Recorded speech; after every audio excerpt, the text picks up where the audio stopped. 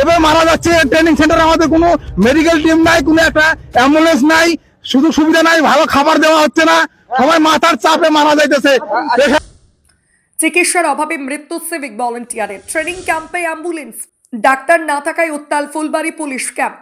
গতকাল রবিবার শিলিগুড়ির ফুলবাড়ী পুলিশ ক্যাম্পে ট্রেনিং চলাকালীন মৃত্যু হল সিভিক ভলেন্টিয়ার পঙ্কজ বর্মন, বয়স 33-এর।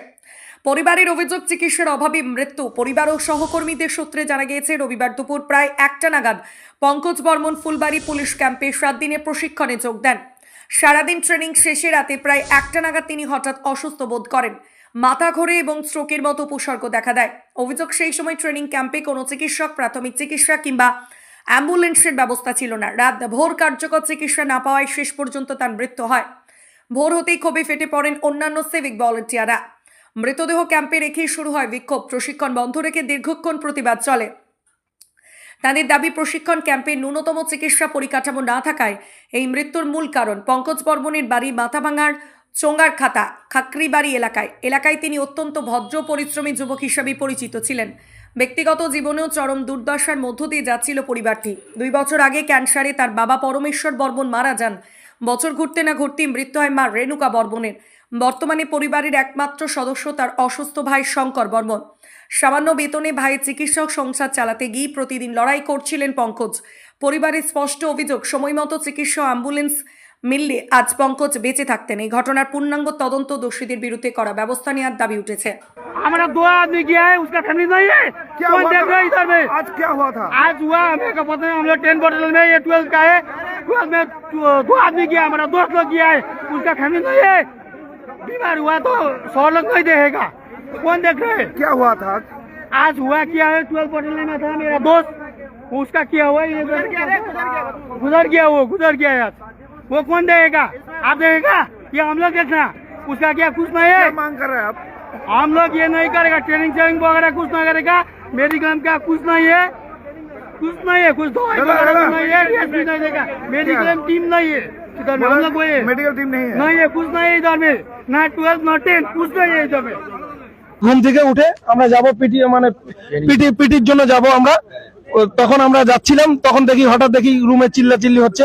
তো তারপরে সবাই ওখানে যা দেখি যে 10 নম্বর রুমে একটা আমাদের সিভিক ভাই বন্ধু মাথাভাঙা থানার, সে পরলোক গমন করেছে। তারপরে আমরা তার জন্য সবাই ছুটে ওখানে আসি। আসার পরে এখন দেখি যে সত্যি আর উনি আর বেঁচে নেই। আর এখানে মেডিক্লেমের কোনো টিম নেই, একটা গাড়ি নেই। তারপরে সেই মারা যাওয়ার পরে মিটিং এ আমরা যখন ওখানে জড়সড় হলাম, তারপরে 1.5-2 ঘন্টা পরে গাড়ি আসলো, অ্যাম্বুলেন্স আসলো, যার জন্য এখানে সবাই জমায়েত হয়েছে। আর এত অল্প টাকায় সিভিকরা কিভাবে চলবে, তাদের সংসার চলাবে? মাত্র তারা 10,000 টাকা পায়, শুধু 1,000 টাকা তাদের বাড়িয়েছে।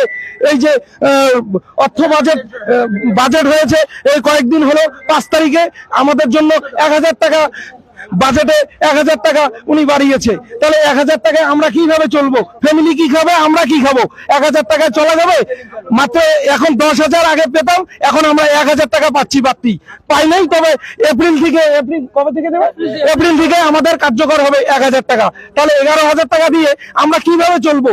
আমাদের সংসার কিভাবে চলবে? আর বাড়িতে আমাদের মা বাবা আছে, ঘর সংসার আছে, ফেলে ধুয়ে আমরা এখানে আসি ট্রেনিং এ। তারপরে আসে আমাদের নানান কাজের মধ্যে এখানে মানসিক চিন্তা ভাবনা নিয়ে আসতে হয়। বাড়িতে কিভাবে চলবে, এখানে আমরা কিভাবে চলবো? যার জন্য আজকে এমন পরিস্থিতির টানাবানায় আমরা এখানে এসে পড়ে আছি। মানসিক চাপ, টাকার আজকে ছেলেটা মারা গেল কেন? মানসিক চাপ, টাকার টেনশন। একদিন পর একদিন নাইট ডিউটি, এই মানসিক চাপ, রেলো ডিউটি কি করবে এই টাকায়? সামান্য টাকায়। তার নাম কি? কি নাম আছে?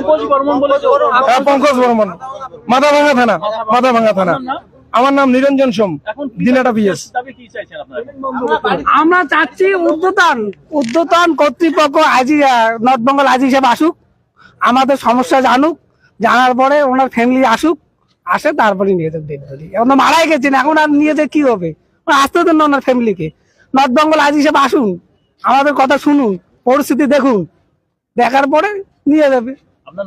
আমার নাম স্বপন কুমার বর্মন, শীতল পিএস। সবাই একটা জীবন্ত লাশ। আমরা এই 13 বছর থেকে আমাদেরকে নিয়ে সিনেমিনি খেলা হচ্ছে সরকারের। সবাই আমরা এবার মারা যাচ্ছে। ট্রেনিং সেন্টারে আমাদের কোনো মেডিকেল টিম নাই, কোনো একটা অ্যাম্বুলেন্স নাই, শুধু সুবিধা নাই, ভালো খাবার দেওয়া হচ্ছে না, সবাই মাথার চাপে মারা যাইতেছে, প্রেশার বেড়ে যাইতেছে। হ্যাঁ, আর 810 টাকা করে আমাদের খাওয়ার পাবন দেওয়া হচ্ছে, 2 মাস পরে টাকা পাওয়া যাচ্ছে আমাদের সবাইকে এভাবে মেরে ফেলা হচ্ছে ট্রেনিং সেন্টারে। এক একজনের বয়স 40 বছর করে, 35 বছর করে, 38 বছর করে হয়ে গেছে। এবার মানসিক চাপ মানুষের সবার বাইরে যাইতেছে সিভিকদের। আমার নাম তাপস শিকদার, আমরা কোতোয়ালি থানা, কুচবিহার ডিস্ট্রিক্ট কোতোয়ালি থানা। অ্যাম্বুলেন্স ওখানে শুনুন, আমরা যখন 2টার সময় মারা যেত তখন ফোন করছে, রিসিভ করে নাই। অ্যাম্বুলেন্স 2 ঘন্টা পর আসছে মারা যাওয়ার, 2টার সময় মারা গেছে রাত্রিবেলায়। কোনো ইয়া নাই, আমাদের কেউ বিপি চেক করে না, এভাবে ট্রেনিং পাঠায় দেয়। এখানে এসে সব অর্থনীতি দিয়ে পঙ্গু হয়ে গেছে, এর কাছে টাকা নিয়ে আসতে হয়, ওর কাছে টাকা নিয়ে আসতে হয় ধার করে। এখানে এসে সরকারি যে অ্যালটমেন্ট 810 টাকা মানে খাওয়া পারপাসে আমাদের, সেটা হচ্ছে আগে এখানে ক্যাশ দিতে লাগে, আর গভর্নমেন্টের টাকা ঢুকবে সেই 1 মাস 1.5 মাস পরে। হ্যাঁ, আর খাওয়া এখানে নিম্নমানের খাওয়া। হ্যাঁ, সব এক জায়গায় ডাল সবজি ডিমের কি এগুলা দিচ্ছে, সব এক জায়গায় মাইকে, মানে কুত্তার জীবনের মতো খাওয়া খাইতে হচ্ছে আমাদের। হ্যাঁ, আজকে বৃদ্ধ বাবা মা বাড়িতে 10 মাসের বাচ্চা রেখে আসছি আমি, আমাদের খুব অবস্থা খারাপ। হ্যাঁ, আমাদের সব গভর্নমেন্ট দেখতেছে না, আমাদের খুবই অবস্থা খারাপ। দিন দিন অবস্থা আমাদের শেষ হয়ে যাচ্ছে, মানসিক চাপ। হ্যাঁ, আমার নাম নীলকমল বসাক, ময়নাগুড়ি।